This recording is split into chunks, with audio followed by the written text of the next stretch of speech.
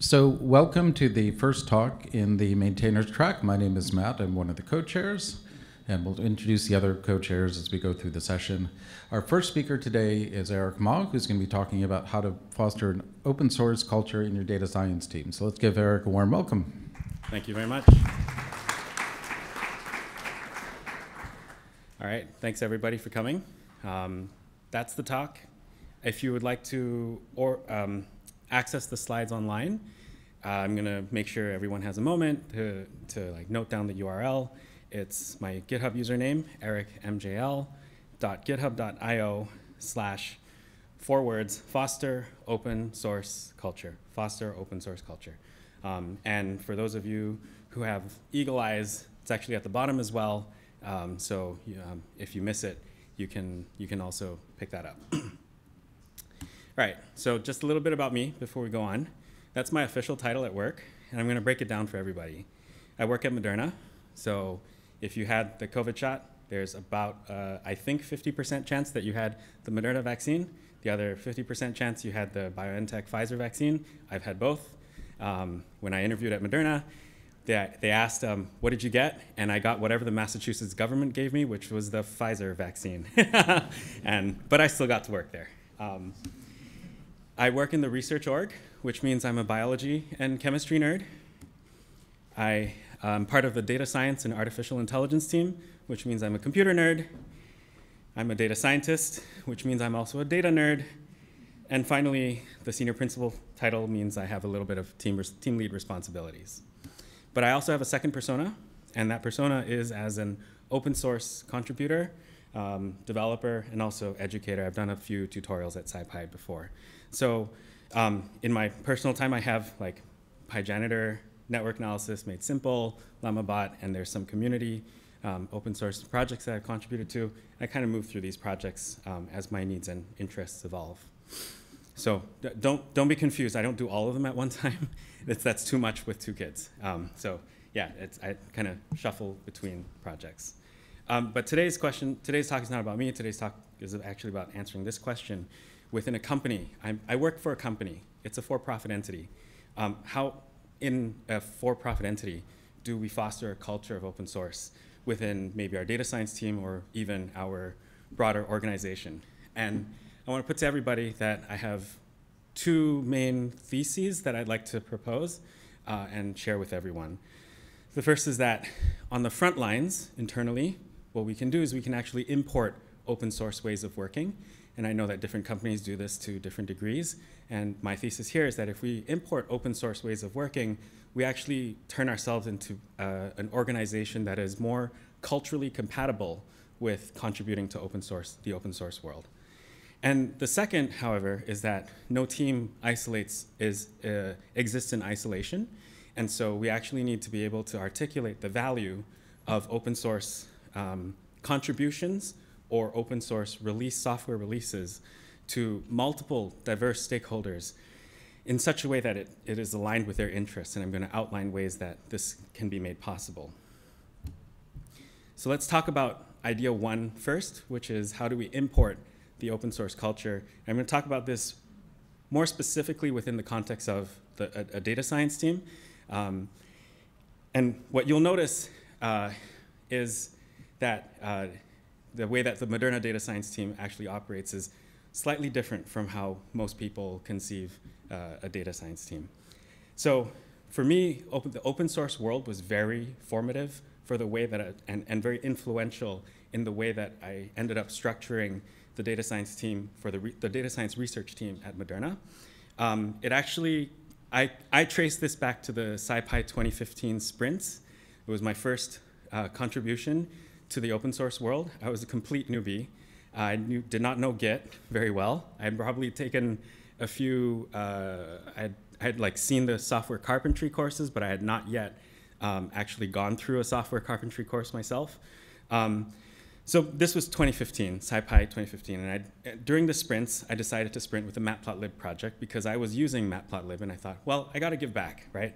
So the task was MEP 12, Matplotlib Enhancement Proposal 12, which was to get rid of the PyLab API. How many of you remember the PyLab API? Oh yeah, I contributed to some of your misery in getting rid of it, right? So essentially, yeah, July 12th, 2015 was the first time that I made a pull request ever in my life, and it was to the Matplotlib project. And I was a newbie, so I was given a very simple task. This was during my grad school days. My task was to take imports that looked like this from PyLab import star and replace it with a two-liner, import matplotlib.pyplot as PLT, and import numpy as NP. And so I got a lot of repetition through 88 pull requests, doing the same thing over and over and over and over. It's a great way for a grad student who's technically paid half time to spend the other half of his time.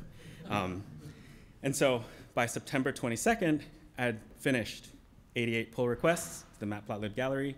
I was doing it with one other person. That other person also had a few contributions on MEP12, the PyLab examples. This was the start of my lesson that software tool development is actually really impactful. If you think about it, in the world that we live in, we inhabit, like us Skippyers. I heard that there's a move to call SciPy attendees Skippies. So amongst us Skippies, we interact a lot with very high impact tooling, NumPy, SciPy, Matplotlib, Numba, just to name a few. And it's the process of building tools, and rather than doing one-off analyses in a data science setting, that really elevates our impact. So if we're stuck on a treadmill doing one-off analysis after one-off analysis after one-off analysis, then that can be okay, and that can have very nonlinear, high-impact results, but you have less guarantees that you're actually building a tool, less guarantees of sustained impact compared to building a tool that actually solves a general class of problem over and over and over again. So that first software development experience let me know that software skills would matter in data science. And this was like 2017, 2018, by the time I had graduated. Hadley Wickham himself had a talk, which was, you can't do data science in a GUI, right? And I don't know how many of you have heard of that talk. Probably not a lot, but yeah. He actually had a talk. You can't do data science in a GUI. And it's a provocative talk with a very provocative title. But the corollary of that talk was, if you're going to do data science in such a way that it has sustainable impact, you're going to be writing code. And if you're writing code and you don't organize it, you don't test it, you don't document it, you're going to have a hairball mess towards the end. So software tooling and thinking like a tool builder and a software developer would really elevate our work as a data scientist. Where did I learn all of that? I learned all of that by being part of the open source community. And actually, if you think a little bit really hard about it, the open source world is really underfunded. So it's got to really adopt a lot of very good software development practices in order for there to be sustained, scaled impact. And so what I did when I joined Moderna in 2021, so fast forward 4 years later after that, I started importing ways of working into the Moderna data science team. So we operated at least internally as if we were an internal open source organization. Everything is viewable by default. I know some orgs have it, everything is not viewable by default, and that is extremely frustrating of a place to operate. But at least within the data science teams, everything is viewable, clonable, hackable, contributable, right? And so we can make contributions to each other's work. And in fact, we built shared tooling amongst the 4 teams that everyone can contribute to. And so that's not just like one person shouldering the burden of ownership for that tool. We have shared Python clients and shared command line tools used across all 4 teams that everyone, any one of the 20 data scientists spread across the 4 data science teams can make contributions to. So this was one of the things that we did. The second one was we resisted doing a treadmill of one-off projects unless we knew or had a game plan for turning those into reusable tools. The SciPy is actually a collection of reusable and composable tools, and that's what we try to do for our colleagues inside the research organization, inside the clinical development, manufacturing, and commercial organizations at Moderna. And so we build high-powered tools for ourselves, and we build tools for other colleagues, and we do it in such a way that really mimics how the tools are made useful for, by the open source world for us ourselves. So we really focus on like making the thing tailored and useful for the class of problem that we're trying to solve. We also invest heavily in software development skills as a data science team. Like I mentioned, if we're building tools, we're writing code. If we're writing code, we need to organize it. So we really put a lot of practice into refactoring, testing, and documentation. And like I mentioned and alluded to earlier, the open source world cannot get away with having sloppy code. Like if an open source project maintainer wants their code to have an impact, it needs to be stewarded, governed, maintained.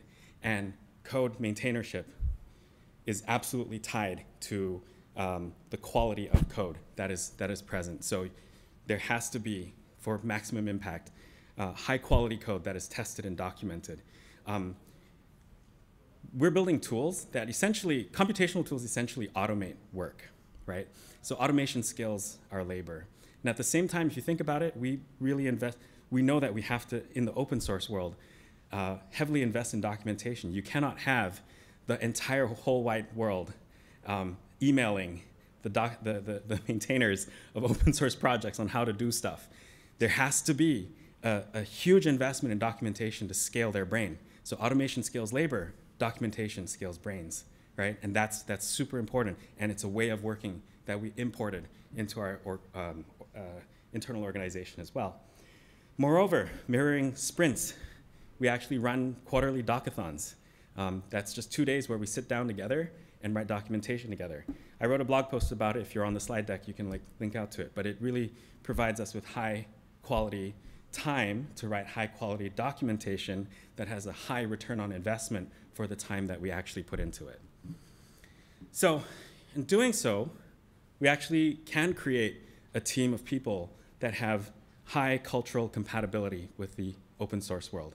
And in fact, just to give an anecdote, one of my teammates, he's a very junior member, and he was using, of the team, but he was using an external package source. And this never happened to me ever in my career over 7 years, except for that one moment when one of my teammates, he was using something, and there was a pandas package version pinning problem in that open source package. And he came to me and was like, I think I've nailed the problem. Can I make a PR, right? Like, if you go to a biotech or a pharma organization, you're not gonna hear that.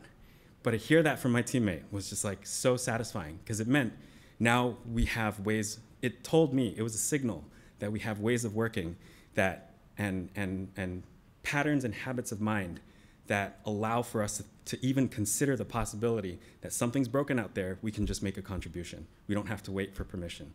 So this was really cool to see.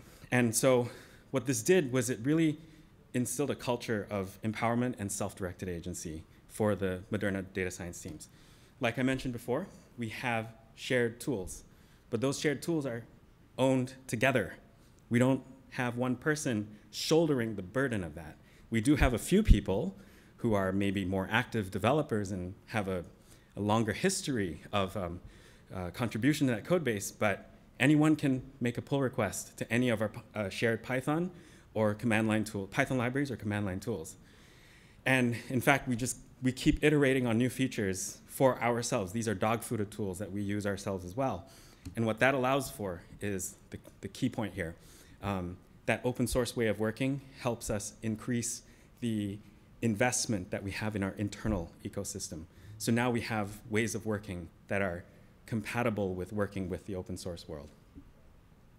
So that's the first thesis that I wanted to present to everyone, that you can actually import ways of working into your internal organization and have that mirror the way open source software is actually developed. And in doing so, my hypothesis here is that you should be able to create an organization that is culturally compatible. Let's talk about the second idea. We know that That is the idea that we need to articulate the value of open source software, either in terms of individual engagement by individual contributors or by actually open sourcing software that we've developed to the broader organization. So this is where there's a bit more of a challenge. We're going to see more roadblocks on this side. So to understand the open source landscape and like how open source software gets developed, I think it's really important to take a step back and articulate two concepts, CBOS and CDOS. And these were articulated not by me, by Travis Oliphant, who is the creator of NumPy and CEO of Quantsite. There's actually two flavors of open source software. There's company-backed open source software, and this is the one that I'm referring to. Then there's community-driven open source software, and that's things like NumPy, SciPy. And like I said, let's focus a little bit more on company-backed open source software, because this is not a monolith. There's actually sub-personas that are associated with company-backed open source software. There are companies who invest in open source software because they are invested in providing services around that open source software. So you might see Anaconda, Quantsite, PyMC Labs, Mthought, et cetera, as examples. And the consulting that goes around this open source software helps sustain demand for the open source software and grow the business. Then there are companies that build products around open source software. So their motivations are actually slightly different.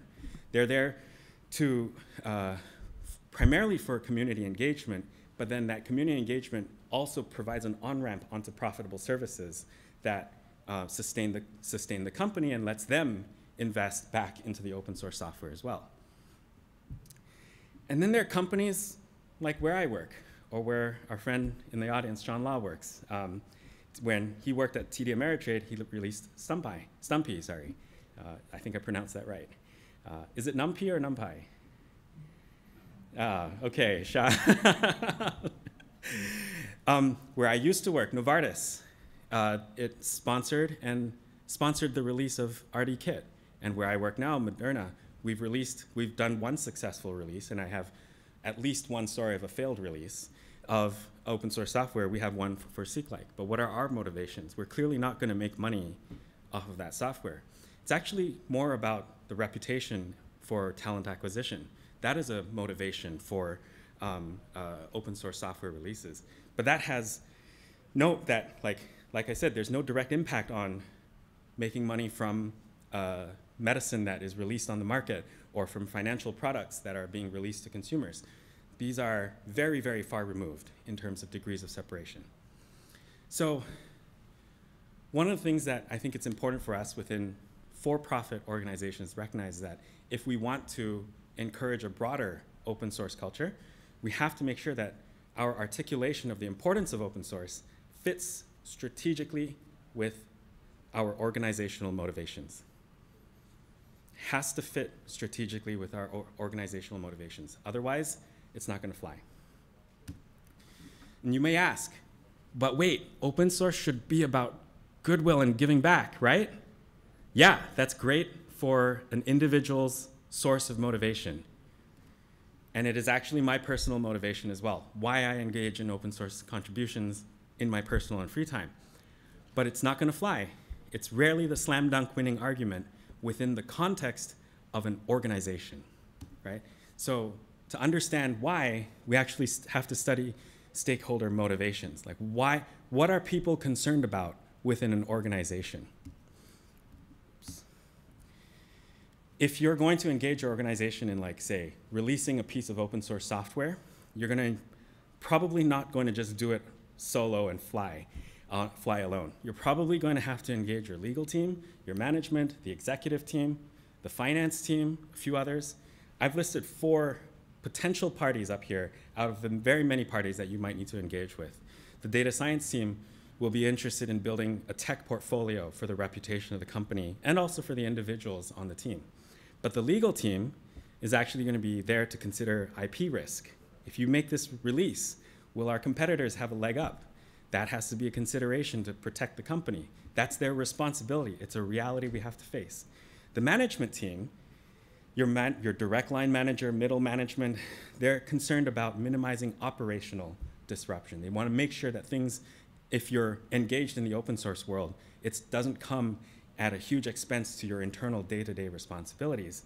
And then the executive team, on the other hand, has like concerns about reputation, of will there be negative repercussions on the reputation of the company if we release something shoddy, right, and unpresentable. And also they'll want to know, how does this help with value creation, right? So like that's what the executive team is taking an interest in. And so, like I said, you may have to engage with one or more of these parties in order to have buy-in before you can release your open source software, and that's going to be a challenge. So we need to find ways of articulating, talking with them. What are the ways that we can talk about things to address their concerns? So I have a few examples just as a reference, by no means comprehensive, but hopefully useful for you if you are interested in going back to your organization and figuring out how to articulate a case.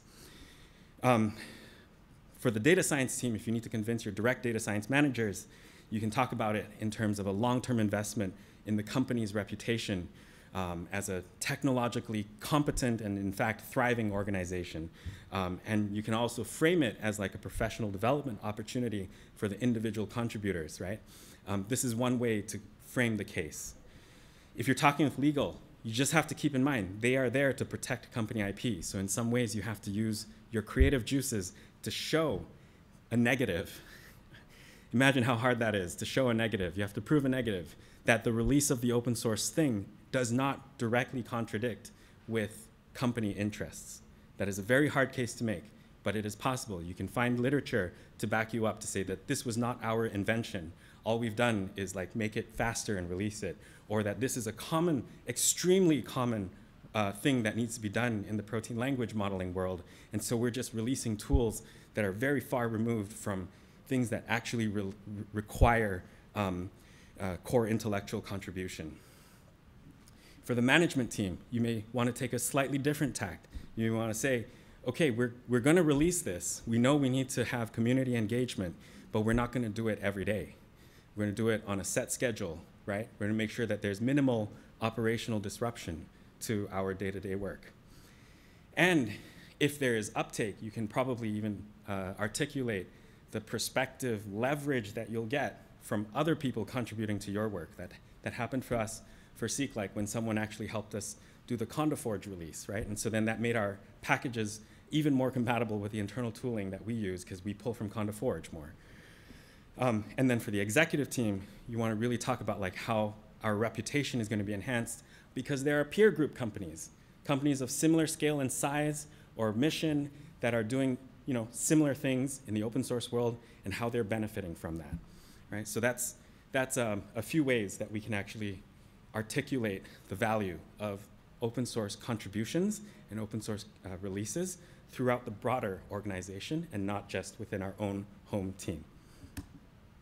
So my challenge or call to everyone is that you can actually foster an open source culture for your org. It takes a little bit of thought, it takes a little bit of strategic planning, but it is doable.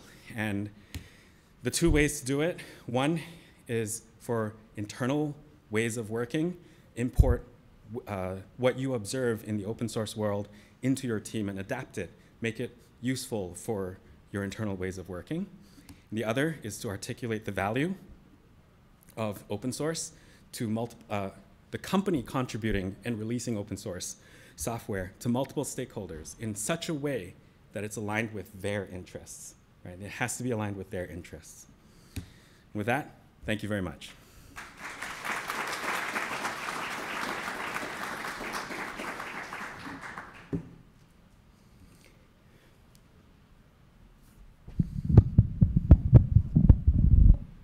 So we've got time for questions. If you're in the room, okay, I'll bring the microphone over to you. Wait till I get there, because we want to make sure remote participants can hear the question.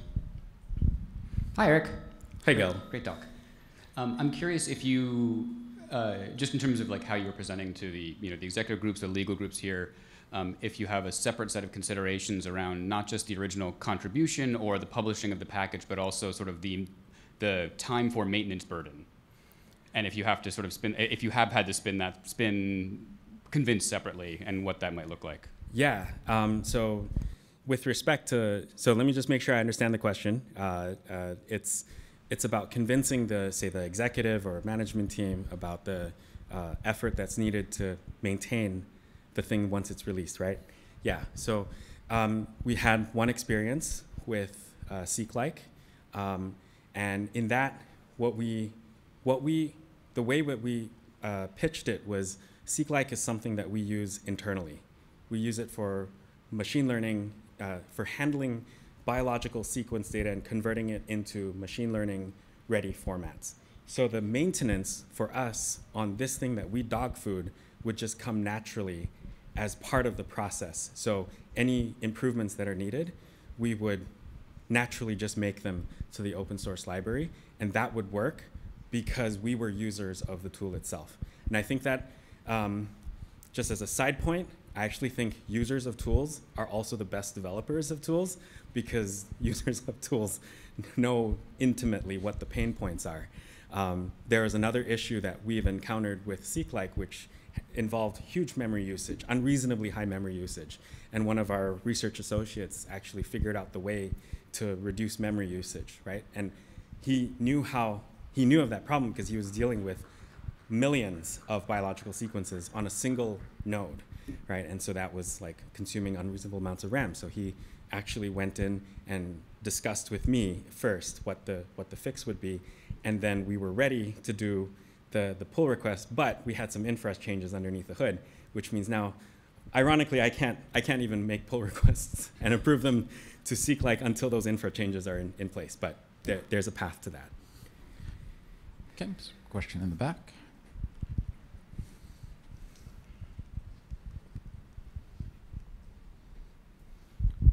So you just gave an example of an open source contribution, SciPy, that is about machine learning, which is kind of at odds with the nominal value proposition of the company you work for, right? Those are two sort of different things.